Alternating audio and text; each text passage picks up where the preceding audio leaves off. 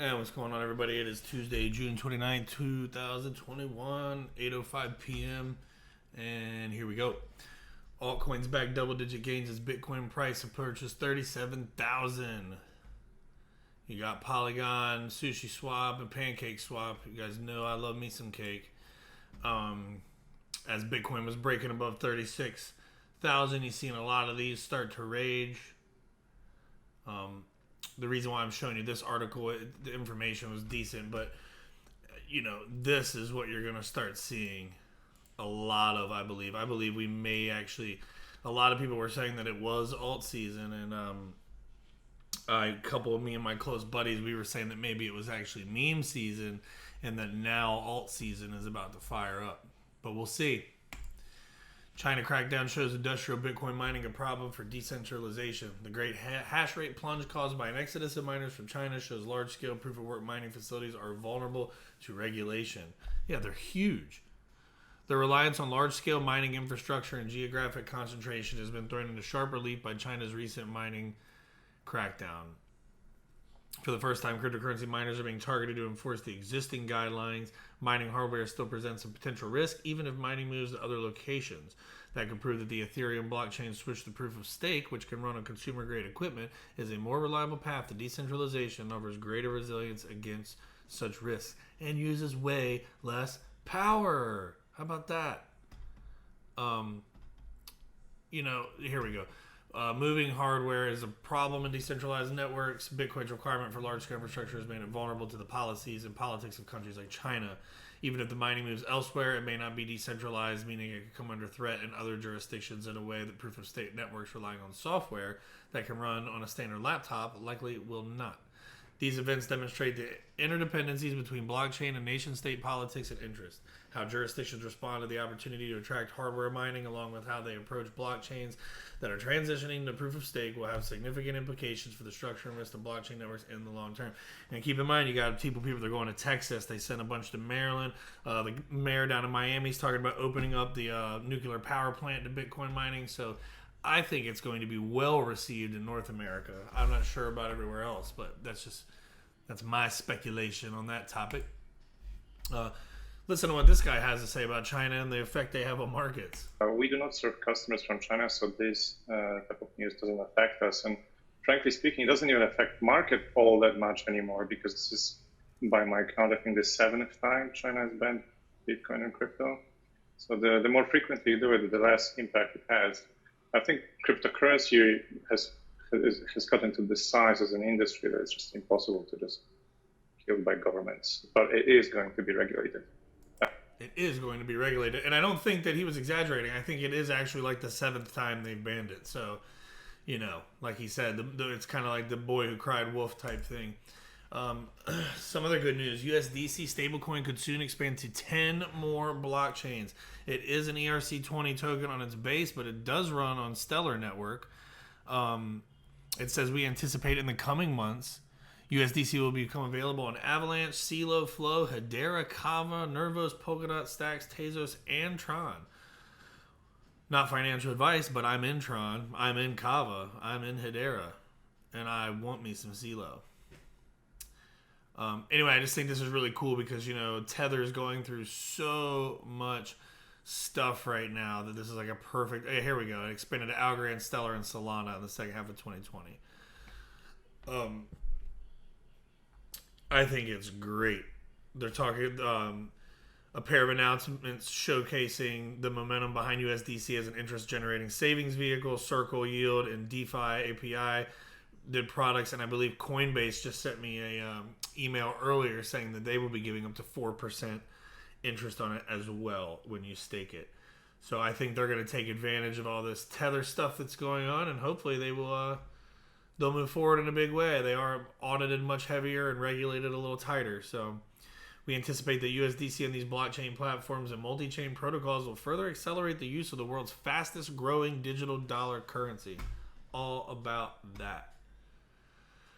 Grayscale launched a Stellar Lumen Trust. This was a new thing I just saw. I thought this was interesting. I'm not going to go over it too much. They're up, it looks like they're doing pretty well. They offer quite a few other products if you're on a level to need Grayscale to handle your stuff. They got a Bitcoin Trust, a basic attention token, a Chainlink, Decentraland, Ethereum, Filecoin, Ethereum Classic, Horizon, the Stellar Humans, Live Peer, Litecoin, Zcash, and a digital large cap fund. Pretty interesting. Oh, it's currently unavailable. You don't say. You know, they got almost $500 million tied up in that. 15 million, almost 16 million shares. Interesting. It's a big stuff happening. Spain considers national digital currency alternative to euro. They presented a non-law proposition to the Spanish Congress. Does it have that guy's quote that I saw? It would be subject, as at present, ultimately to control by the representatives of the citizenry who set its monetary policy objectives. A digital currency would end the privilege of banks over money, the text stated, defining a national digital currency as a digital public money, intangible and perfectly usable to make electronic payments, but in this case backed by the state, making it safe money. At present, it is perfectly feasible that each individual can have his own account with his digital money directly at the central bank, a privilege for the moment restricted to banks. Well, if you're having it all at the central bank and having your own account, would that mean you have your own private ledger? Because Quincy did say every account on those ledgers are their own private ledger instances. Interesting. We know somebody who's making private ledgers for central banks too, by the way, don't we? French central banker calls for urgent crypto regulation. We do not have much time left. That sounds pretty intense. I must stress here the urgency. We do not have much time left. 1 or 2 years on both digital currency and payments. We in Europe must be ready to move as quickly as needed or risk an erosion of our monetary sovereignty, something that we cannot tolerate. And this is what I always say. If you think somebody's going to come out here and challenge the sovereign money of these governments and of these nations, you are crazy. I believe, I don't know if it was Brad Garlinghouse or who it was that said it, but the governments of the world will roll out the tanks and the bombs before they ever give up their sovereign money. Believe that. It is about control. 1,000%, at least on that end of things. I'm starting to get worked up. I'm not going to get all riled up into that direction. We're just going to build on what we're talking about. Illinois Democrat. Many in Congress see Bitcoin users as de facto participants in a criminal conspiracy. The government must have power to reverse crypto transactions, says co-chair of Blockchain Caucus. You have to be able to go to a court to unmask participants under some circumstances. I've just said about three things there that would drive the crypto purists berserk, like the trusted third party and so on. But in fact, there's not a technological alternative that I am aware of. For most people, if they're going to have a big part of their net worth tied up in crypto assets, they're going to want to have that security blanket of a trusted third party that can solve the problem. We're going to have to establish a law between the legal and illegal regimes here. There's a significant sentiment, increasing sentiment in Congress that if you're participating in an anonymous crypto transaction, that you are a de facto participant in criminal conspiracy. That is pretty intense there. Gold Telegraph, we covered this, I believe, yesterday. The former Bank of England Governor Mark Carney said the world is heading for a new monetary system, potentially with a greater role for distributed forms of finance. Surprise, surprise. We all know about distributed ledger on this channel. What's interesting, though, is then that leads into this. Governments are the central bank is the only institution, the only entity in the economy that is 100% riskless. Not even governments are riskless. Only the central bank is riskless. And we do want to preserve citizens' access to our means of payment. And this would be simply a technological progress. We are now using cash that we store in our wallet. I have here my wallet. This is the wallet where I keep cash, and this is paper. If I want to use a digital euro, I change my pocket, and this is my new wallet. The digital euro will be stored here, and you could easily use it from everywhere to everybody, everywhere you want to send the money.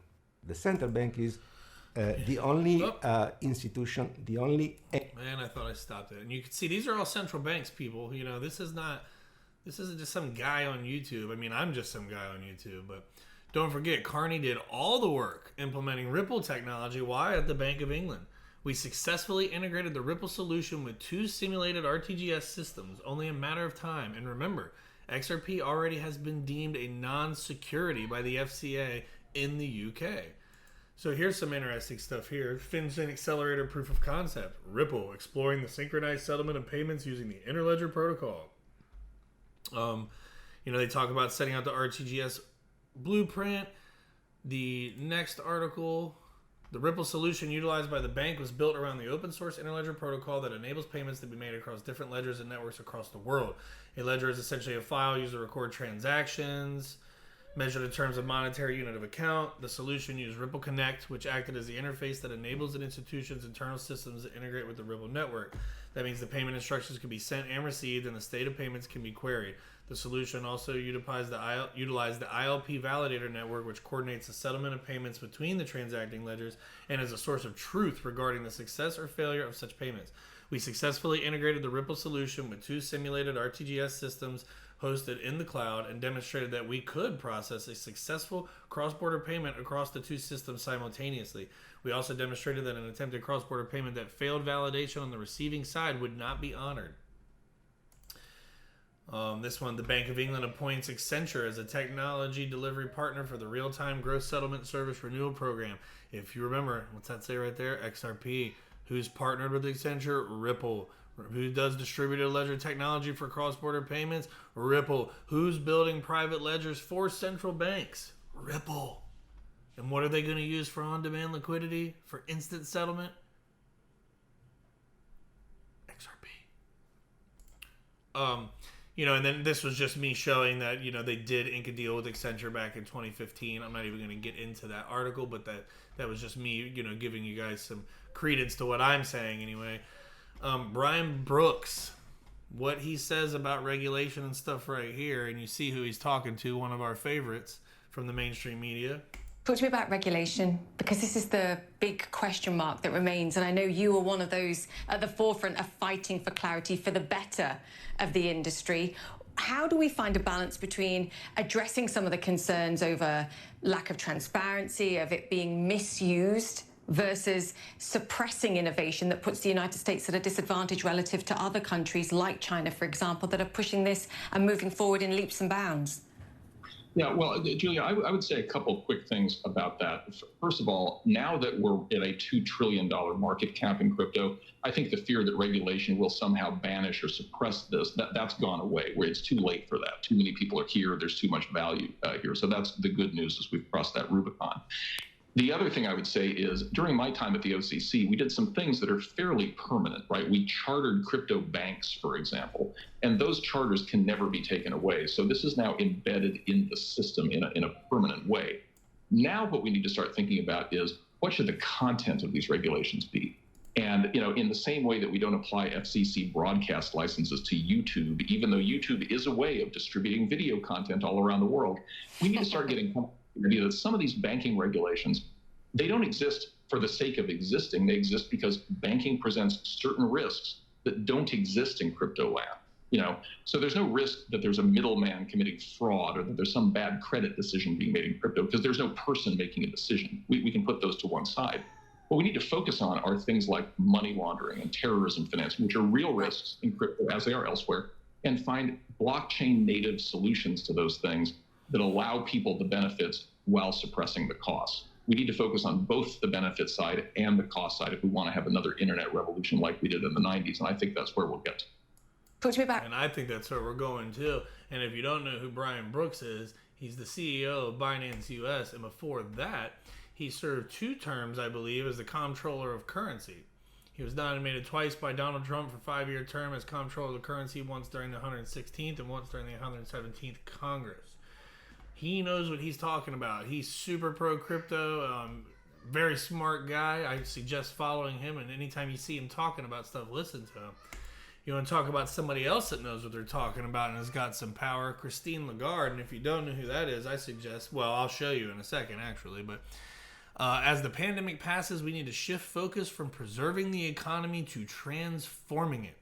To do that, we must redirect investment towards the green, there's that sustainability narrative, and digital sectors. Hello. Read my speech at the Brussels Economic Forum. I'm not going to get into that, but Christine Lagarde, she is a French politician, business person, and lawyer serving as the president of the European Central Bank. Pretty big deal. She's held positions with the government of France, Minister of Commerce, Minister of Agriculture and Fisheries, Minister of Economy, Finance, and Industry. She knows what she's talking about. Christine Lagarde, that lady, you listen when she talks, believe that. And then, so they're all talking about, it is coming, we're running out of time, the transition, yada, yada, yada. And then I saw this, FedNow, which will be fully implemented by 2023, has 5 banks scheduled to begin testing and will be released in phases. Check this out. The FedNow service will give financial institutions the opportunity to innovate, enabling their customers to send and receive money in seconds, 24 hours a day, 7 days a week, 365 days a year. How will the FedNow service work? Imagine the owner of a coffee shop is running low on coffee beans and needs to schedule a quick delivery. She places an order and the coffee bean company sends her a request for payment. She responds to the request for payment and pays for the coffee beans right then and there through an app from her credit union, which uses the FedNow service. Once she initiates the payment, her credit union screens the payment and sends an ISO 20022 compliant payment message, either directly or through a service provider to the FedNow service over the Federal Reserve's FedLine network. The FedNow service instantly validates the payment message and passes it along to the coffee bean supplier's bank. In real time, the supplier's bank confirms to the FedNow service that it intends to accept the payment, and the FedNow service debits and credits the master accounts of both the shop owners and the coffee bean supplier's financial institutions or the master accounts of their correspondents. The FedNow service also immediately sends a payment message with an advice of credit to the supplier's bank and notifies the shop owner's credit union that settlement is complete. Finally, the supplier's bank credits the supplier's account in near real time, making the funds available. The supplier's bank will have the option of sending a confirmation to the shop owner's credit union that the payment has been posted to the supplier's account. Get ready for the FedNow service. Learn more at fednow.org. It does sound a little bit like Ripple ODO, doesn't it? And yeah, so you see where it's all, everything is just funneling in that same direction. The banking thing, the regulation thing, it is not going anywhere. People do not be pushed out of this market by a bunch of nonsense. That is not financial advice. Just pay attention, open your eyes, open your ears. It's right in front of you. It blows my mind how some people just are so off. Anyway, before I get all worked up on that, we're going to end this note with some solid XRP news from Credible Crypto, one of the best technical analysts in the business. XRP was also one of the worst performing majors in 2017 until it wasn't. In the 30 days following Bitcoin's peak, XRP rallied over 10x, bringing total gains for its cycle to almost 63,000% or 630x. Don't count it out simply because it has had a slow start. In 2 of its major bull runs, it did not launch until after Bitcoin had already topped. So if history repeats or rhymes itself, as they say, buckle up, strap in. It's moon time.